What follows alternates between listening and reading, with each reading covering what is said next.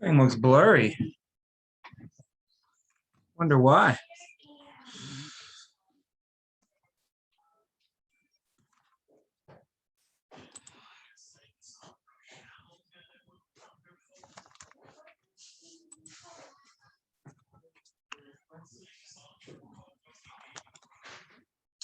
All right. Hey guys, can you hear me? Let me make sure the audio is on. Yeah. Yep, I can hear you good. All right. We got Juan. Evangelina, how are you? And Paul. What's up, Paul? How's it going? Can you hear me? Pretty good, Hear man. you guys good? Good. Good to see you guys. All right. Let's see if we got anybody else hopping in. Looks like Gio is actually going to pop in here.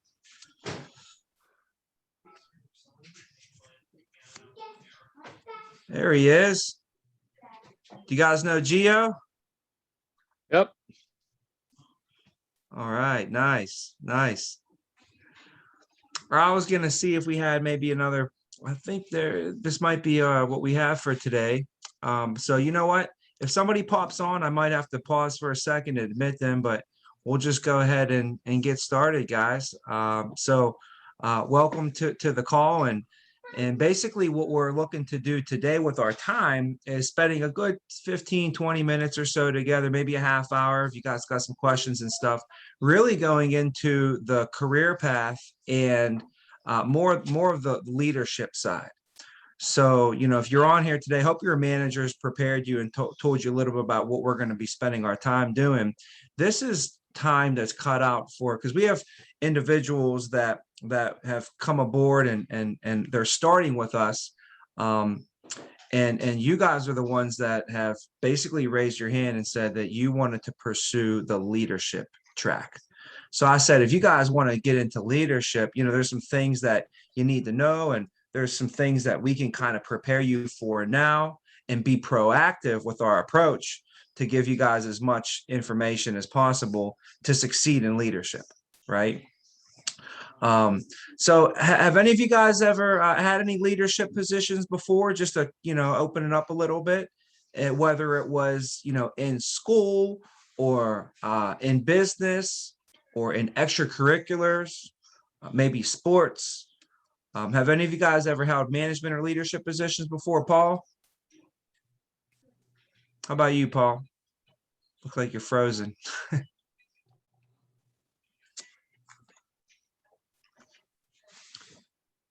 There we go. Oh, perfect.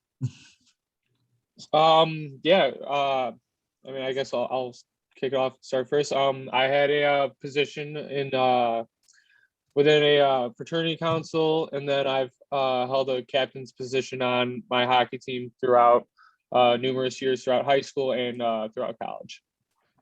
Awesome, man. Awesome. What positions you play in hockey? I still play defense, so we're getting ready for next season. Nice. All right, man. Big defender. Awesome. Right? Yeah. Who's your favorite? You a Blackhawks guy? I am a Blackhawks guy. Okay. All right. They're getting old, but I have to say Duncan Keith to this day, still just bread and butter. Keith. Yep. He's a tough cookie, huh? Yes, sir. He I mean, he's still getting the job done at the age he is, so it goes to show how long how durable and how long and how hard he's willing to work to stay in that spot. Hockey players are tough, man. That's got to be the toughest sport, I'd say, you know. Thank you. For sure. How about Evangelina? How's it going? Hi, good morning. Yeah, I've actually held since I was 18, pretty much every career job that I worked for, I've always been in management. So Wow. Okay. What are some highlights? What are some of your favorite leadership actually positions? when I worked for Walmart, I was an assistant there, and I loved it because we got to do a lot more interactive things, and Walmart was really for helping the community. So we were always doing fundraisers and things like that. And it was fun to just kind of work with everybody as a team to organize those, as they got to see me in a different light, more than just their manager, as an actual human being out there. So Yeah. that was nice. Nice. So you like the more how they brought more of a human aspect, team aspect to it, not just straight business. Yes. Nice. Nice. Um, how recent was that? Um, about a year and a half ago is when I left them. Okay. Okay. And how about you, Juan? Yeah, so in college, in business school, we're like forced to be a leader of a project almost in every class. So I've been put in that position many times in the past 4 years. Just got to lead the team, make sure you're on top of everything, make sure everyone's doing their part. That's a big problem we run into a lot. Yeah. Not doing their part, and can you overtake that if it comes down to it. So yeah, and then also coming up in high school, I did lifeguarding, and I was the head guard at the Gurney Park District pool. So that was a little more responsibility, but it was fun. It was a lot of fun. The people I worked with were great, Yeah. and we got our stuff done. So that was a good time. That's some good experience there in high school to be able to, manage a whole life. I mean, you're talking about people's lives are in your hand. Yeah, So it's definitely can't just go in there with acting like a high school kid, mhm. So that'll help you grow up and mature fast as well.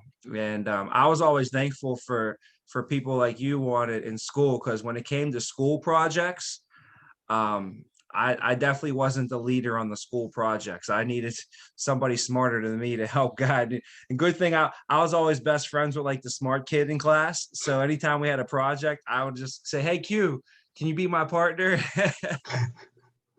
Strength, you got to know your strengths and weaknesses. Right. So but yeah, that's great. And so you guys have a touch, and you've experienced leadership in all different aspects, which is great. And in this business, it's very rewarding in a lot of different aspects, and to be a great leader, they say, great leaders are also great followers.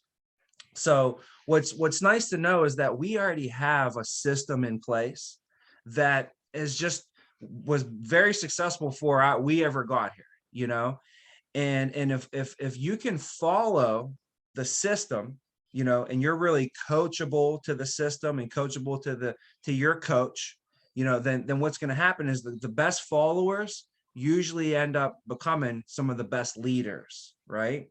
So if you were to be like using a sports analogy, we go to football for a minute, okay? Is if you were the quarterback for a football team, you would have to know all the plays of that football team and how they run their plays, right?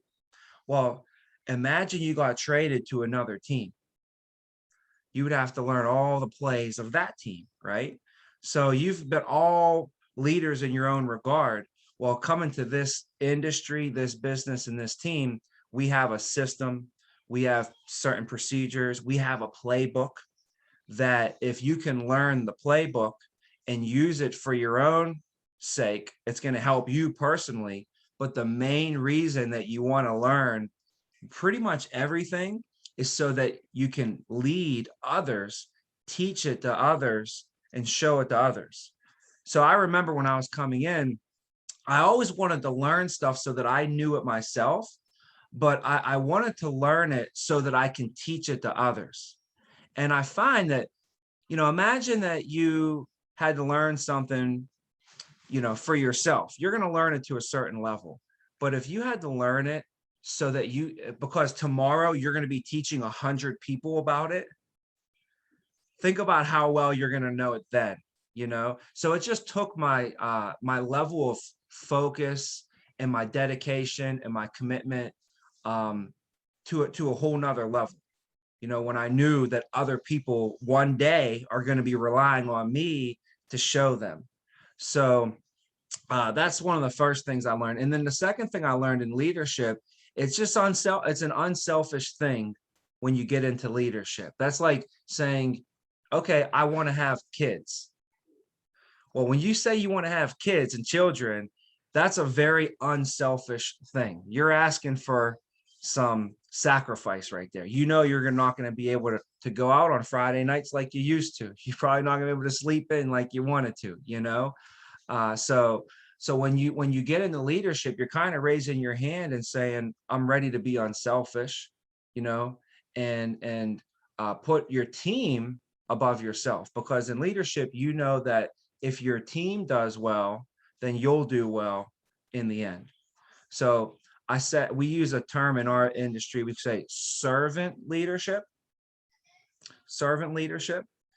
because as a leader, if your job is to serve your team, then their needs become above yours. If you were a servant to somebody, their needs would be obviously more important than yours. So when you have that servant leadership mentality, you literally can put your team's needs above your own. So those are all some intangible things. And, you know, I'll go over some physical things, some stuff that we can do in the business. So I'll give you guys a couple of just upfront things that'll help you. And then I want to go into the vision for you so you can actually see when I do all this stuff and when I put this puzzle together, you know, when I go from A to Z and we do everything in between, what does it look like at the end? You know, what can I pick my head up a year, 2 years, 5 years, 10 years from now and be able to look back and see what you've built, you know? So the first thing is you can't give what you don't have. So you got to make sure that you know the business really well. Can you get that so it's not ringing?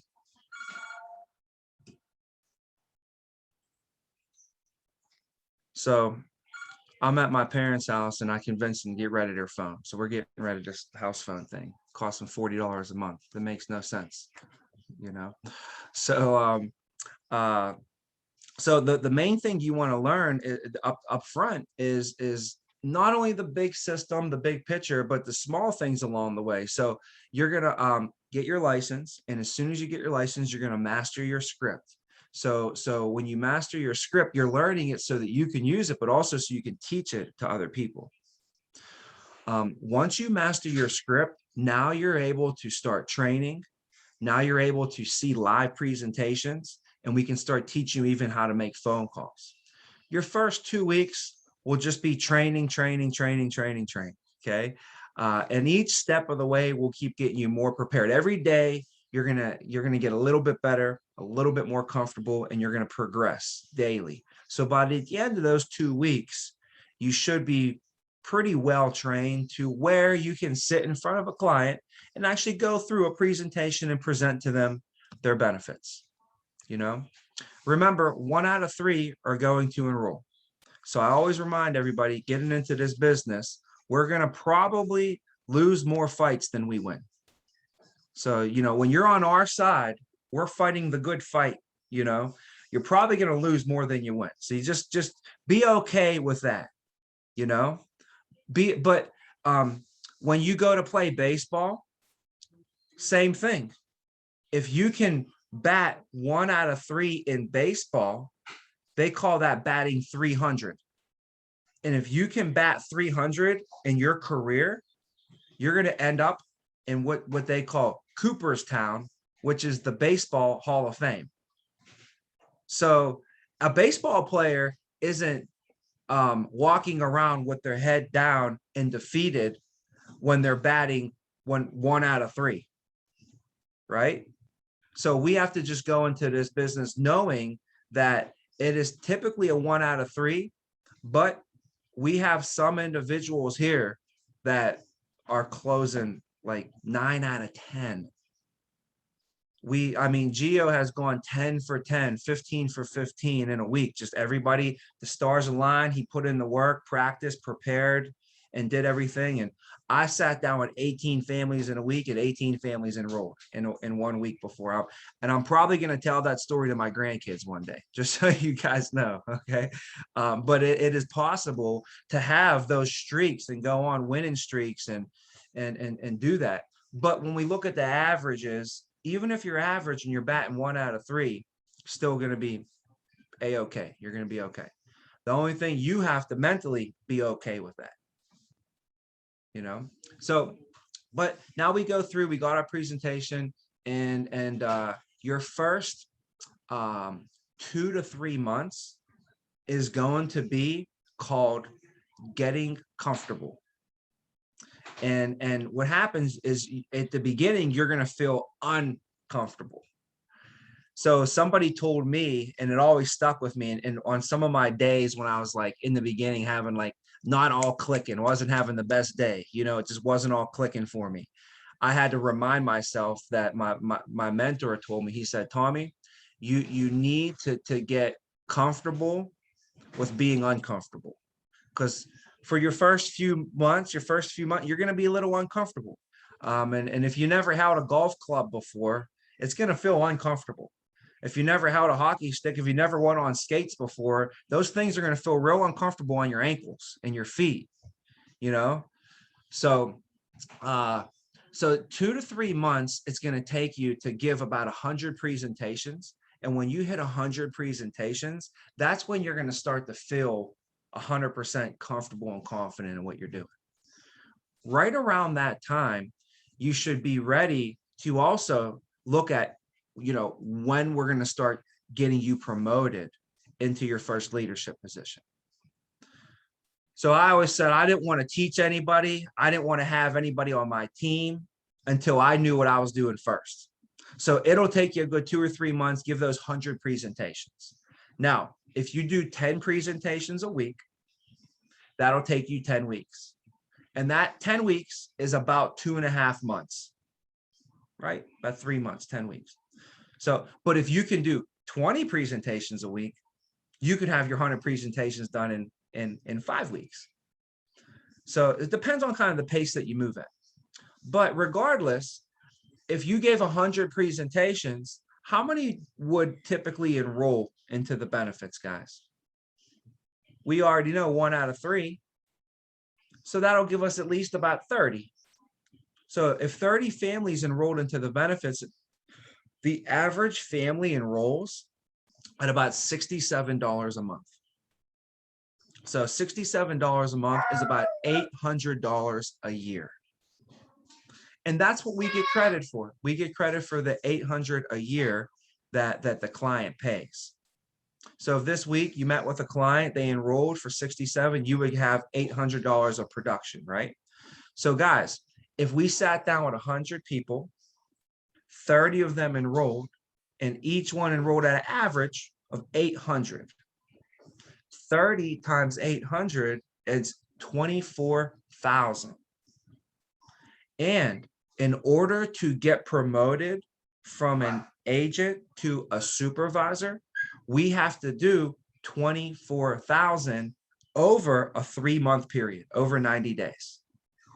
So if in your first 3 months, we give 100 presentations, that'll give you your 30 sales, which will give you your 24,000. So you technically, right after you hit your 3-month mark. So for us on this call, if we can start training in June, July, then we'll have maybe July, August, September, or August, September, October, those 3 months. But right around that September, October mark for us here, guys, we should all be taking the next step in getting promoted to supervisors. Okay. So for me, they told me 24,000 over 90 days. So you know what I did? I went out my first month and I just did 24,000 my first month. And you know what? They promoted me. So it don't have to take you 90 days too. You can do 24 in your first month. You could do 12,000 month 1, 12,000 month 2, and you can hit it. You know, some people will ramp up. They'll do 6,000 their first month, 8,000 their next month, and then 10,000 the month after that, and they'll hit 24,000. You could do 8, and it doesn't matter how you do it. Our number one producer in our agency, she did like 2 or 3,000 1 month. The very next month did over 19,000. So there's no limit on what you can jump and do from. Okay. But now let's take a look at the vision here. Okay. Is you take a look at 2-3 months down the road, you're able to get promoted into the business, right? Now, when you get into leadership, how do we get compensated? So let's go over compensation and leadership. So when you're a supervisor, the average person will do about 2,000 per week. And if you're a supervisor and you can have 5 people on your team, we'll use 5 just as a nice round example. So if you're taking some notes, if you have 5 people on your team and each person does 2,000, your team's going to do what? 10,000. 10,000, right? The supervisor makes about 10% of the team's production, just to keep it simple. Okay, I could break it down into the bonus percentages, but we'll keep it simple today. So they'll make 10%. So as a supervisor on a weekly basis, if you have a team of 5 people and they're all doing 2,000, your team's doing 10,000 a week, you know that you'll be making about $1,000 a week right there, right? On top of that, as a supervisor, we're still going to go lead from the front and see our own clients too. So while my team is seeing their clients for the week, I'll still see my clients for the week. And guys, if I do $2,000 of production, which is about 2.5 sales, 3 sales for a week. If I do 3 sales for a week, I'll write $2,000 in business, and whatever we write, we make half of that for the week. So if I write 2,000 for a week, I'll end up making about $1,000. Does that make sense? So what we can get set up here, guys, if you think about it here, is we work to get promoted to a supervisor. We build our team to 5 people. And if everybody does just average numbers, you do only 2,000, so you didn't crush it. Nobody in your team really, everybody just did average. Off of your team, you'll make 1,000, and off of your personal meetings and production that you do, you'll make another $1,000. So what's pretty cool is you can start the career here and turn it around in 3 to 6 months of really hard work. Though 3 to 6 months, you can have a situation set up moving forward where you're making $2,000 a week already, and minimal investment. Most of the time, if you started a business and you wanted a business to generate you $100,000 in income, you would have to probably go come up with a business idea, go to the bank, get a loan, rent an office, hire a lawyer, get all kind of licenses for your business, whatever business you wanted to do. Make sure you got internet, hire staff. Who knows what it would take? Buy desks and all kind of stuff that you'd have to do.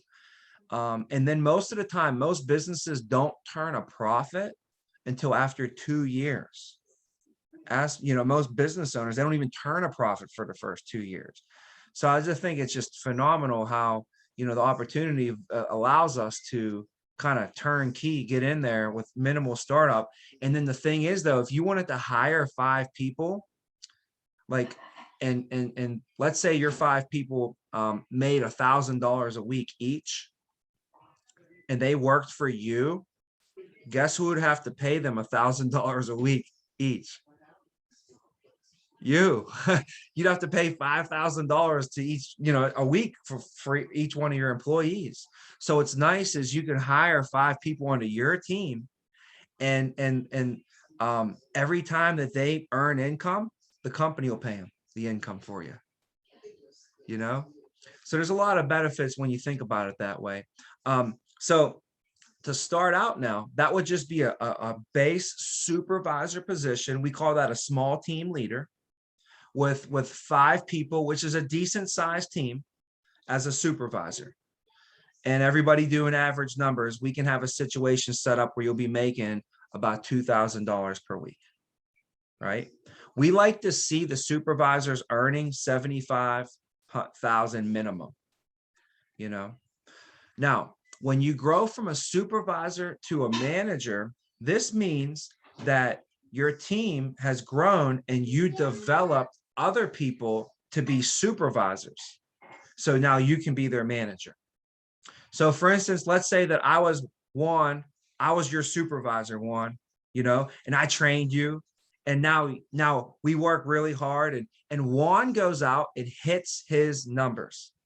So Juan goes out in his first 3 months or whatever, 5 months, he ends up getting promoted to a supervisor. So when I help Juan get promoted to a supervisor, I'm going to get promoted to the manager. So that's how it works, is you got to develop other people in order for you to kind of grow and develop yourself. And our motto is step up so other people can step in. See, guys, if I don't step up, my game, if I don't raise my leadership lid and I don't step up to that manager position and I don't do what it takes, then Juan's not going to have an opportunity to step in as the supervisor. So I noticed that when I stepped up, it created more opportunity for other people to step in. A lot of times, though, for us to step up, to make that, there's dedication, there's commitment, and there's going to be some sacrifice that's involved. So there's a saying in our business. One of a guy that works with us, he's one of the most successful, good friend of mine. He came up with a quote, and he said, "Sacrifice creates opportunity." Yesterday was Memorial Day, so you can't even, that's the best quote for Memorial Day, really. So sacrifice creates opportunity. So for us to step up and create more opportunity for other people to step in, sometimes there is some sacrifice that we do along the way as well. And when you get into leadership, you're sacrificing some of your personal time and some of your personal things for the team. If I wanted to not be a leader, I could go spend time with my family and have all the time to myself. But by being a leader, now I have to take some of my time that I could spend fishing and probably have to spend it coaching up Juan and spending it with Paul and figuring out a game plan for Angelina's future, So that's the sacrifice that happens. But by doing that and stepping up, so many other people are now able to step in. So when you step to the manager position now, you're going to be able to have 1 or 2 or 3 supervisors that you've grown and developed. And what's nice is when I was a supervisor, I had to do all the training myself. I was training my people myself. So I could only grow so fast because I was doing all the training, right? So how many people can you really train at once? Well, when I became a manager, I actually had 2 supervisors, Casey and Matt. So now we could train and grow 3 times as fast because all 3 of us can train at the same time. So the team ended up growing a lot faster at that point because we were working together. Well, when you become a manager, you now make 12.5% of the total team's production. Well, if you have a supervisor that has 5 people, then their team should be doing about 10,000 a week, right? And if you have another supervisor and their team's doing about 10,000 a week, your total team as a manager is doing what? 20,000, right? So just remember, we're making 12.5% of whatever my team does on a weekly basis. So if my team's doing 20,000 a week, each my supervisors are doing about 10,000 a week, then my total team is doing 20, and 12.5% of that is 25, or no, what is that? Yeah, it's $2,500. So now my base income off of my team is $2,500 for the week. And that's without me having to go see clients yet. So if I go see clients, if I set some appointments and see some clients, and I end up doing $2,000 in business myself, that I'm going to earn myself $1,000 for the week for that, right? So I'll earn $1,000 in my personal clients and my personal meetings, But then I'll also earn for coaching my team up $2,500 for the week. So when you add that up, you end up making about $3,500 for the week. And that's $175,000 a year in income. So we like to see our managers earning over $100,000 a year minimum as a manager. That example right there would show us how to build this now. And this is basically having about a team of about 10 people. You got a supervisor that got about 5 people that they're kind of managing, and you're overseeing it, though. You're helping. It's you and your supervisor of managing, but you also have another supervisor, and they have 5 people. They're each making about $2,000 a week, so they're happy. Your supervisors, all of your agents are making at least $1,000 a week. You're making the supervisor, and you're in a position where you're making $3,500 a week for managing. You put it all together. You did all the work. It was your vision. Today, after we got off this call, you sat down and vision casted for yourself. You drew out this vision.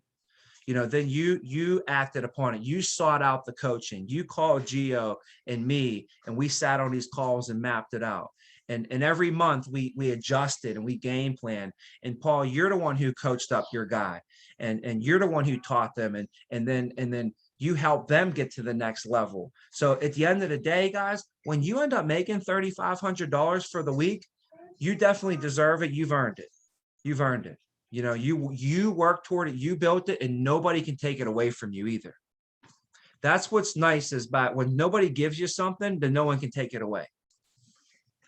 I remember my dad's like, watch them salary. If they give you a big salary, then they can take it away from you. So when I graduated college, he always gave me 2 quotes. He told me, he said that, the more guarantees that you have on your income, the more limits you're going to have on your income. The less guarantees that you have on your income, the less limits you'll have on your income. And that really stuck with me, because if they give you a guaranteed base, then they're giving you a guaranteed ceiling.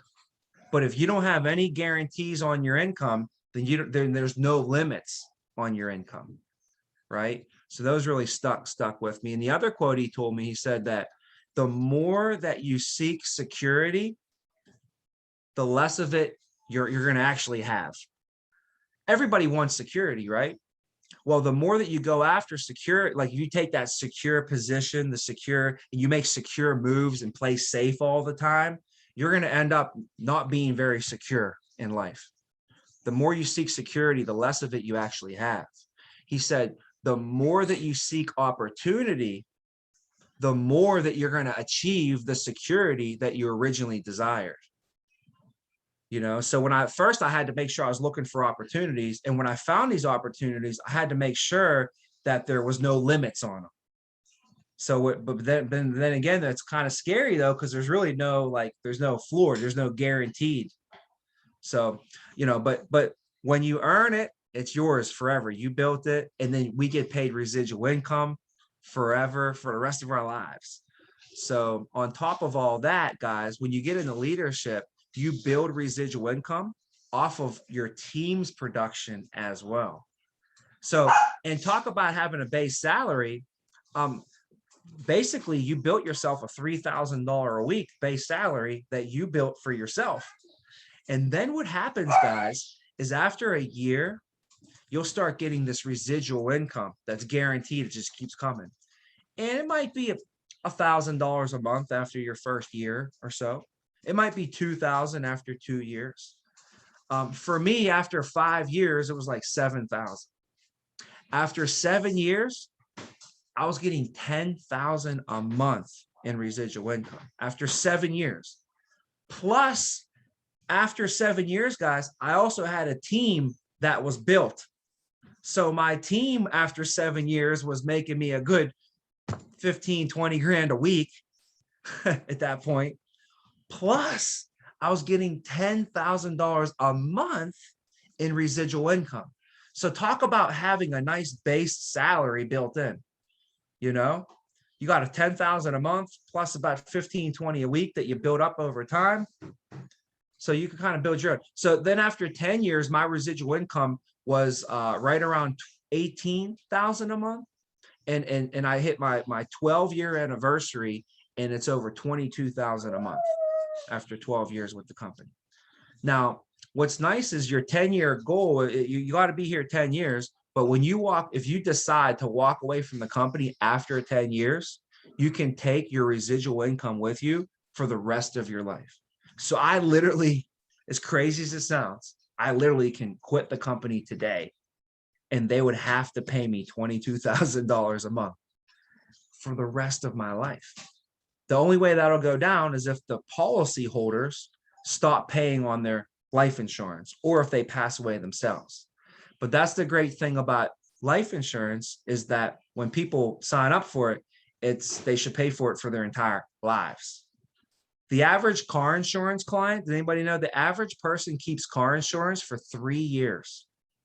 And then they switch and go to another company on average. And why is that? Because they can leave and go find another rate and then get a better rate over here. And everybody got these better deals going on. So maybe it makes sense to save a couple bucks a month here and there. With life insurance, it makes no sense at all for someone to cancel their life insurance after they've had it, and especially after they had it for an extended period of time. You know, you guys know how life insurance works, right? The longer that, or the older that we get, what happens to the cost of it? If you wait, it goes up. Right now is the cheapest it's ever going to be for all of us on this call to get life insurance. The only thing that's going to happen to the price for us is every year it's going to go up and up and up. But if we lock in today with our coverage, whatever we pay per month, it's going to stay that way forever, right? So I could lock in while I'm young, 20 some years old, and lock in forever. But if I locked in at 26, okay, and then imagine 8 years went by, I'm 34 years old and I cancel my life insurance. First of all, you just lose all the money you put into it. And second of all, if I wanted to go get life insurance now, what do you think it's going to cost? A heck of a lot more to go get it. So I'm going to pay a lot more for less coverage, right? So that's why when people enroll into life insurance, they keep it forever if they get it the right way, you know, if they're buying it for the right reasons and explained properly. So that's why there's more millionaires that have been born from the life insurance industry than any other industry out there, is for the simple fact of the residual income, you know? So long term, you know, you guys are building something for yourself too, that it really can't be touched by any 401k out there. I promise you that. I used to be a retirement planning counselor. I was a stockbroker. I was a financial advisor. I've never seen anything like the residual income that you can build here, you know. Just to put it this way, if you wanted to have $10,000 a month in retirement money, you know, you'd have to have $4 million saved up, right? The average person with this company after 10 years takes home about $10,000 a month in residual income. And they don't have to save up $4 million though. Think about it. If you wanted to retire 10 years from now with $10,000 a month, you'd have to save up $4 million. So over the next 10 years, you'd have to save $400,000 a year. You know, that's $8,000 a week. I don't know how we're going to do that. So instead of us working really hard and trying to make a bunch of money and then also saving all of it over the next 10 years, we can actually just go to work and know that our residual income is building for ourselves. I'm not going to say you blow all your money and just spend it all, but technically you could. You don't really need to save anything for retirement, you know? So if you wanted to go on some vacations, get some extra Christmas gifts, you can do that, where my dad can't, you know? Like my uncle, he either has to say, go on vacation or retire one day. It's like, should we get dessert or should we retire? Here, we can have our cake and eat it too, because the retirement's just building up on the side for us, right? So that's kind of cool. But I want to go back into the growth, because we ended up, guys, talking about being a manager. with having about 10 people on our team doing about 20,000 a week, right? Well, I want to take you to the next step of your career now. And how long should this all take?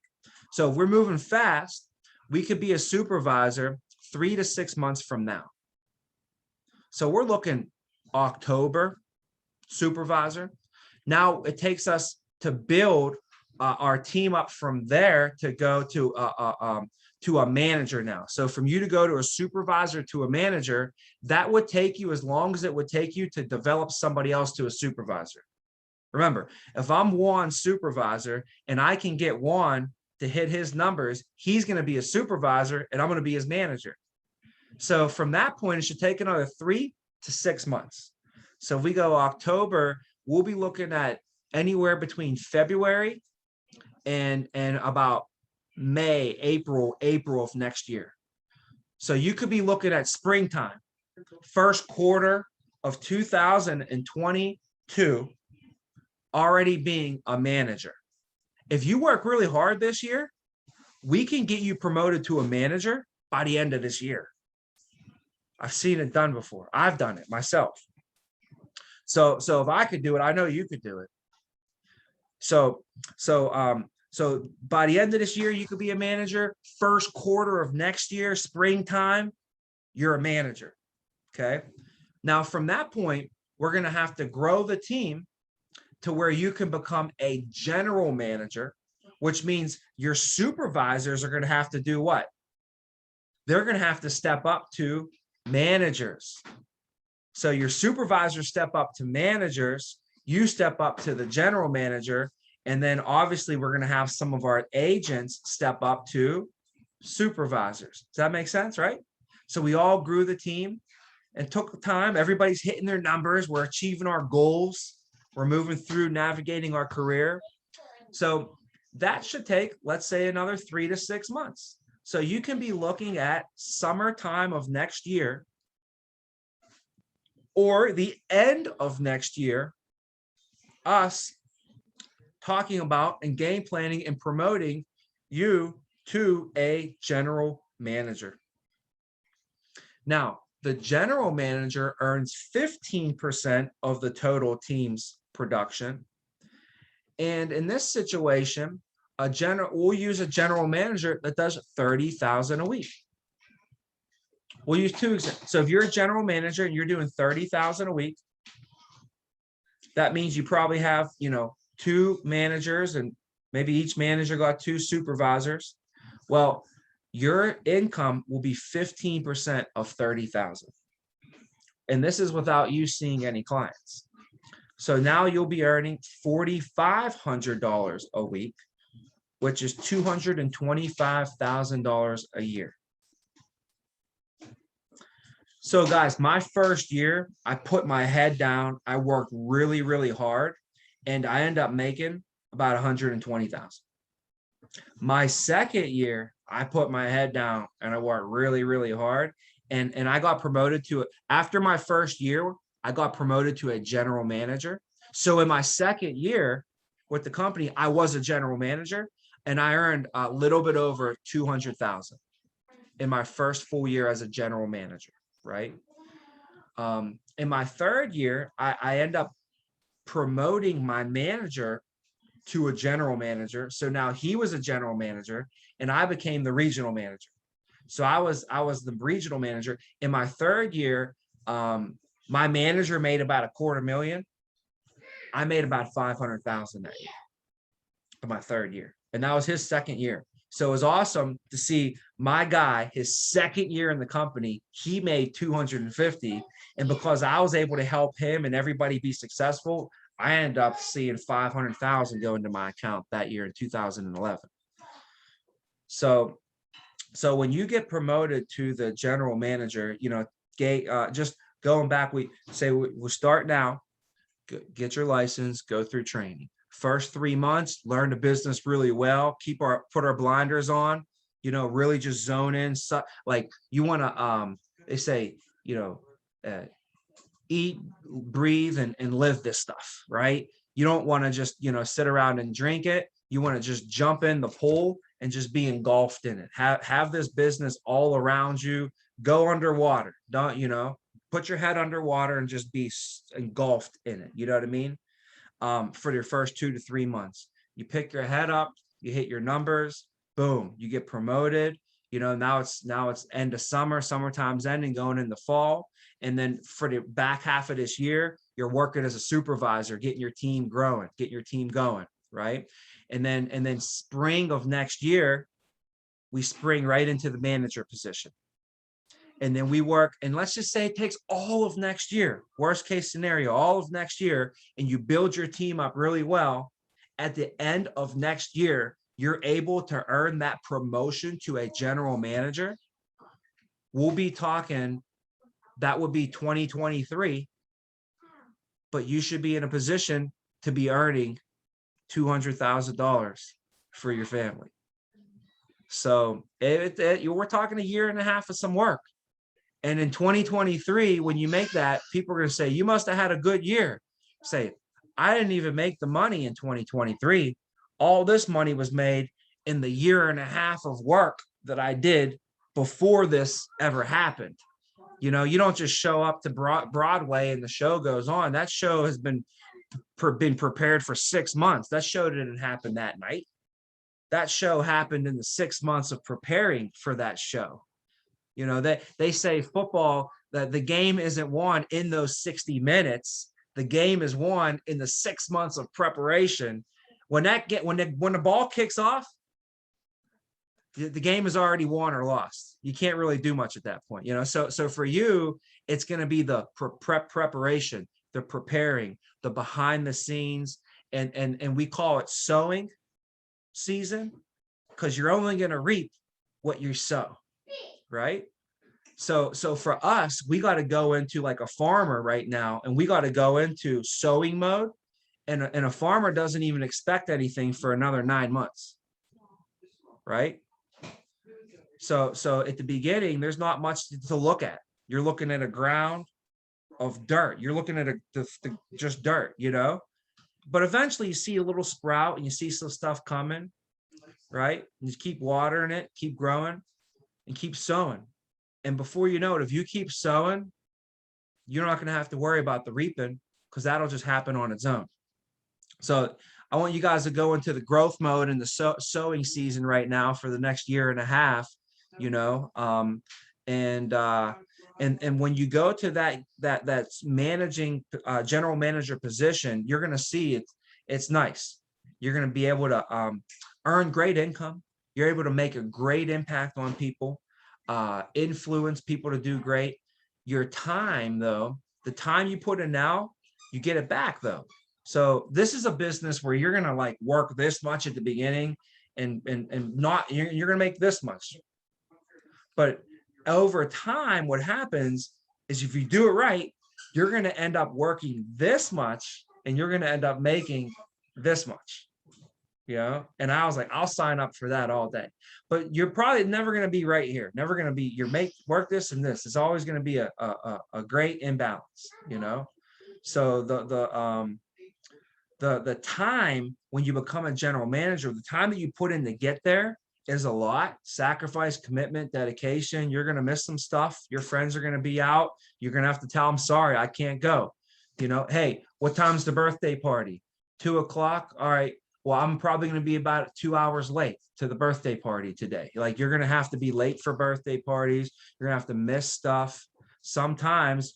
Okay. But you get it all back to where next time you have a birthday party, your whole family, you flew them down to the Bahamas and you did a birthday party like nobody has ever done. That's the cool stuff. You buy your mom a car for her birthday. Right? Hey, Mom, sorry I missed your birthday last year, but I'll get you a car next year. I'm sure she'll be okay with it. So there's a couple things, just a couple ideas. But what's nice now is when you become a general manager, it's so nice. The view is beautiful. You're going to realize I got to go help other people do this now. And you're going to go and you're going to help your other people get to the general manager position. And now it could be your cousin, your brother, your family member, it could be your best friend from high school, or it could be some salesman down the street that you meet one day and you just decide you want to change that person's life. Right? So you're going to take these people, because now you know how to get to the top of the mountain. You're going to come back down and bring other people up. And every time you promote somebody to a general manager, that gets added to your team, and you're the regional manager. And you want to be able to build a nice regional manager team for yourself. And that's how you can start earning. I mean, the general the general managers is about 250,000 plus position is what we look at over there, 250 plus. The regional managers, that's where these people are earning 500, 700, a million. You know, I didn't earn $1 million as a general manager. I earned $1 million in the business, guys. My third year with the company, I earned 500 grand. My fourth year with this company, guys, was back in 2012. To show you how long I've been here. I've been here 12 years, 13 years now, okay? Back in 2012, my fourth year with the company, I earned $937,000. And I'll never forget that number. It just sticks in my head, because at that point, I just lost track, because it's been over $1 million, you know? So when you get to the regional director position and you want to be able to earn those 7-figure incomes, those crazy numbers that people talk about, that's just a high level of leadership development. You got to develop yourself to a high level leader like a general manager, but can you develop others to high level leadership as well? And the more people that you develop in the leadership, obviously the more successful you're going to be. They say if you want to make $250,000, then you're gonna probably have to teach a couple people how to make 100,000. If you want to make 500,000, you're probably gonna have to teach a couple people how to make $250,000. And if you want to make $1 million, you're gonna have to develop a couple $500,000 people. You know, so that all starts with just developing ourselves, knowing that there's a system here. And when you do the right things and you follow this system, and if you plug in all the right stuff up front and you do all the input, on the back end, all the stuff you want to come out, the output comes out just like we always needed to. You know, you might not get it all when you want it, but if you keep doing it, it's not a matter of if, but it's a matter of when. It's not a get rich quick, but a get rich for sure situation. But if you do it right, you can get rich quick for sure. So anyways, what I would do, you know, when I started, guys, this is what I did is I knew I was going to be a supervisor, and I knew I was getting the leadership. It was just, I was doing it. I made that decision. So now I started saying, well, I need to start putting my team together. So I didn't want to wait until I got promoted to a supervisor and then start trying to put my team together. Because then, you know, if I brought somebody in, if I called them, it might take them. Maybe they can't come in for an interview this week. So then they have to come in next week. And then they don't get hired till the end of next week. And then they got to go on their course and study and get their license. And that might take them a week or two. And hey, I'll be honest, some of my friends, it took them like a month to get licensed when I was bringing some of my friends in. Okay. They weren't the sharpest tools in the shed. And then after that, then they got their license got to come in the mail, and then they got to learn their script, and they got to go through training. And I said, by then I would have been a supervisor for 2 months before anybody even starts on my team.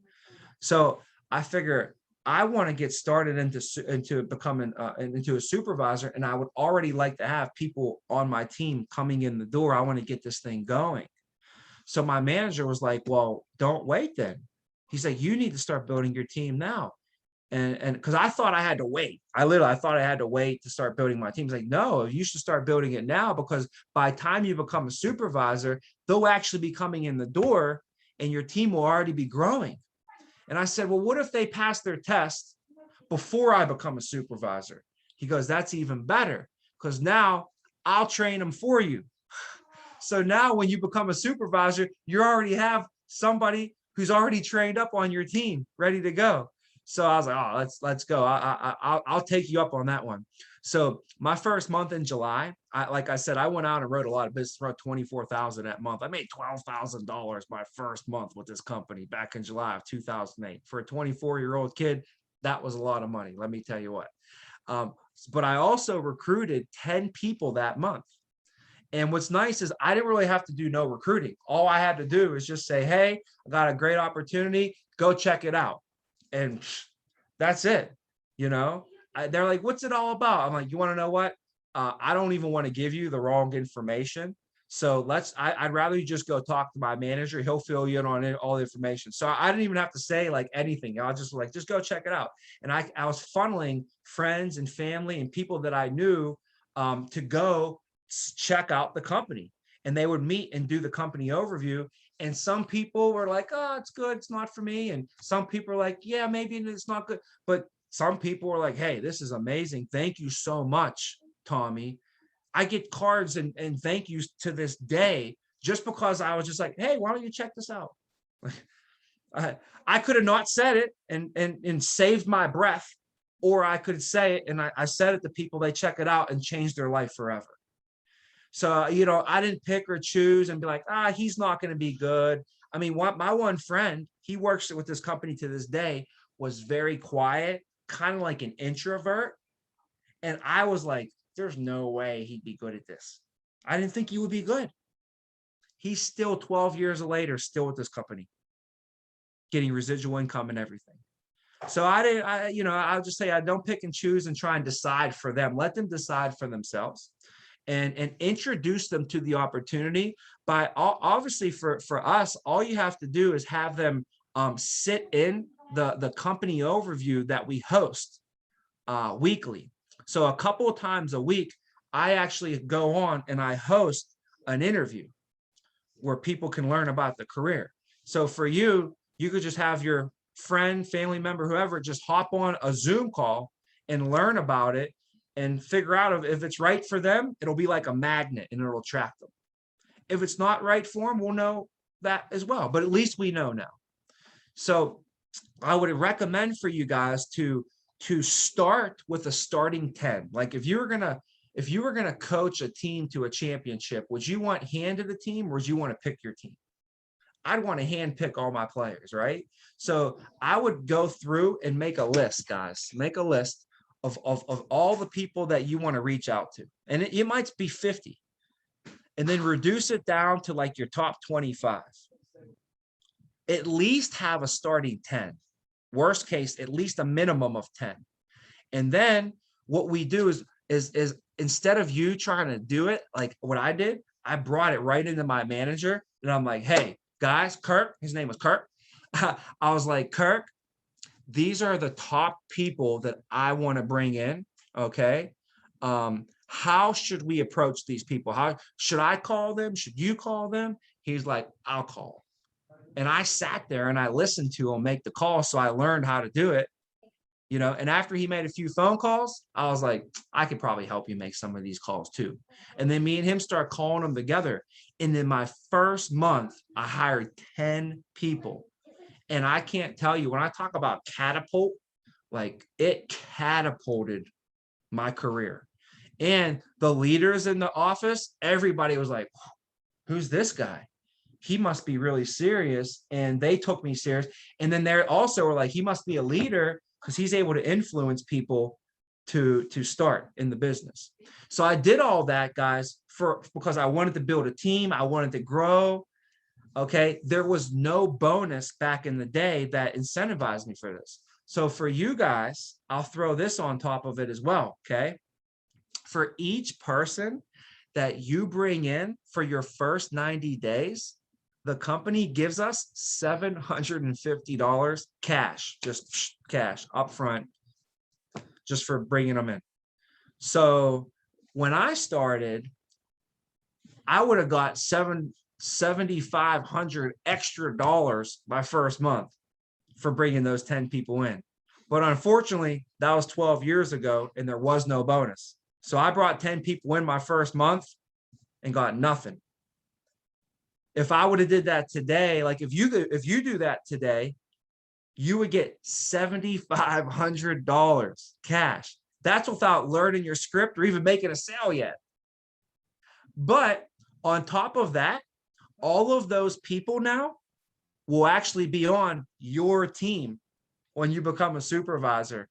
and you'll make way more than $7,500 off of that team for your, I mean, talk about getting set up in a nice spot. And what it's going to do for you, it's going to make you step your game up, because like I said, if you got a team of 5 or 6 or 10 people that are going to be looking at you for advice, you're definitely going to be stepping your game up too. So for me, it intangibly forced me to be a better person, to be a better leader, to be a better business person, to be more on point, to be more focused, So I didn't want to let my team down. So anyways, those are some things there that I would definitely do if I was in your shoes right now. Is I would just start out and think about, who could be the first 10, 15, 20 people I can reach out to, get them in the door, get them started, because I'm going to be supervised. That's going to be my team, and we're going to be growing from there. And the cool thing, guys, is that you can recruit from all over the country. When I started, if they couldn't drive to my office in North Pittsburgh, they couldn't make it in for an interview, no way I could recruit them. Think about that. Now you can recruit from all over the country. I have a single mom. Her name is Austin, and she works from her home in her home office, and she's crushed it. Last year, she wrote over 100,000 in 6 months. She qualified for convention last year, right from her house. And since she was doing so well, she started recruiting and building a virtual team for herself all over the country now. So she got people in like 5 or 6 different states, plus her own state, that she's building her team with. So there's really no limits anymore, except the limits we may put on ourselves, right? So we can virtually recruit anybody, anywhere, and we could virtually sell to anyone, anywhere. So if you got friends and family in all kinds of different states, you can sell to them. And if you have friends and family in different states, you can recruit them, and they can also introduce you to their people. Like maybe your uncle is not good for this position, but he lives in, Texas, and he knows a bunch of people that would be good. Then your uncle can introduce you to that group, and boom. If you're in a frat, I mean, those frats got national fraternities all over the country. So you literally got you're shooting fish in a barrel, man. LB is one of the most successful guys, that come out of our deal. He started in this business straight out of college, and he was the president of his fraternity. I'll tell you what, he definitely tapped in and utilized and exploited that to blow his team up. And within his first year, he had a team of like 30, 40 people. Because all those guys, they knew people, and then their people knew people. And before you know it, it was just, and really it only takes one. If you meet one person and you can help them change their life, that can change your whole entire career. One person, you bring in one guy, that one guy brings in 10 people. You just got a team of 10 people like that. So you're always one phone call away, one person away, one text message or email away from meeting someone who can really, help. It could be mutual. You're going to help them. It's a win-win situation, So when you're out there think win-win on those regards as well. I did go over a little bit over on time today. I wanted to give you guys everything and meet you a little bit too. So we're about 4 minutes over, but I will say, if you wanted to, if you have any questions about what we got or what we went over, I could stick on the call and hang out with you for a little bit. If not, we could keep it moving today. And if you have any questions, go ahead and ask them. But before you ask them, I'll just tell you there's a couple things you can do to stay in tune with the agency. Today is great. I'm glad we got to do this. Hopefully this was helpful for you guys. And even if it was just redundant, at least I got to go over again for you. If you already knew most of the stuff, at least we got to go over it again. Hopefully today's time was useful and helpful for you. On Friday at 11 o'clock, we also do another meeting for people that are studying to get their license. That is more geared towards tips, tricks, techniques to get you through your licensing course. Today was all about leadership. Friday is how to get your license. So if you're free Fridays, I would make an effort to sit in on Friday at 11 o'clock. It'll be the same link we're on. We go over that type of stuff. So Tuesday at 11 is the leadership. Friday at 11 is just getting through the licensing. Monday at 11 is our agency meeting. So there's like 3 days a week. If you want to hop in, get involved right now, Monday at 11, Tuesday at 11, Friday at 11, definitely hop on. Feel free to get on those.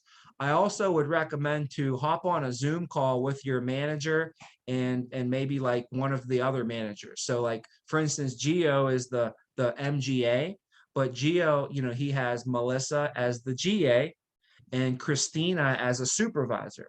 So let's say, you know, Juan, if you were going to be working with Christina, then I maybe would say, maybe you, Christina, and Geo and Melissa can all hop on a Zoom call together and just hang out for 15 minutes or so just to get to know each other. So that's usually pretty helpful for people that are getting started, just so you can get used to everybody. And then one other thing you could do is follow the agency on the social medias, like in the Instagram. You could get connected on the Instagram. It's the Real Vina Agency on Instagram, and it's just the Vina Agency on the Facebook. Also, you can go on YouTube and you subscribe to the Vina Agency on YouTube, and that will keep you busy for the next 6 years. There's so much there's so many videos on there. You can get lost in the information, but like probably any question that you would have about the business, it's on our YouTube page. It's on there somewhere. So you can follow on those sort of things as well. So, guys, got any questions or anything?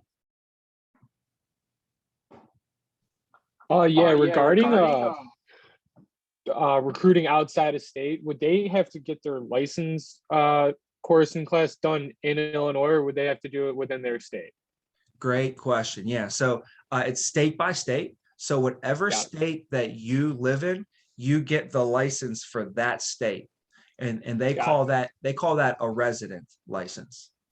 Got it. So, for instance, we hired a gentleman, Ryan. He lives in Ohio.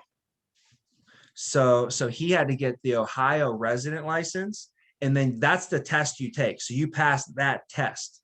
Once you pass that test and you have your Ohio license, you're good forever. Never got to take another test again for Ohio. Yeah. Now, to get a license in Illinois, all you do is you just apply for a non-resident license in all the other states. So if you wanted to get a license in Kentucky, you would just get a non-resident in Kentucky. There's no test to take. Since you already passed your Ohio test, you don't have to take any more tests in these other states. So they give you what's called reciprocity. So there's a vocabulary word for the day. Big word. That's a big one, right? So basically what that means is, like, if you pass your test in Ohio, that you don't need to take it in Pennsylvania. It's the same stuff. Yeah, transfers over. Transfers. So all you do is you just pay the licensing fee, or whatever they call it. So I think Ohio, or I think Illinois, it's like $100 or $50. Yeah, it's 100. Like it's 180. Yeah. So it's 180. Okay. For I don't know what it is for the non-res. Just I just finished. It's like 180. Yeah. So pretty simple though. Pass it in your state, and then you just get a non-resident in the other states that you want to work in. So good question there. But yeah, it's an open game, open game. So try and get your starting 10 into your manager, starting 20, however many you can get, and they can help you work through that. And heck, you could have a couple $1,000 bonus coming in the door when you start, man. I'd love to see that for you guys. Plus, it'll take some pressure off yourself. You already have a couple $1,000 in your bank account. You don't have to worry. Big moves right there, guys. So, hey, great meeting with you guys. I'm excited to work with you and see you guys get your license first of all, and then we'll work on hitting all of our goals step by step, hitting all our milestones, and getting you guys into leadership. changes people's lives. So have a great day today, guys. And let's get this license taken care of so we could be on to the next one. Awesome. Thank you. All right, Paul, Warren, Evangelina.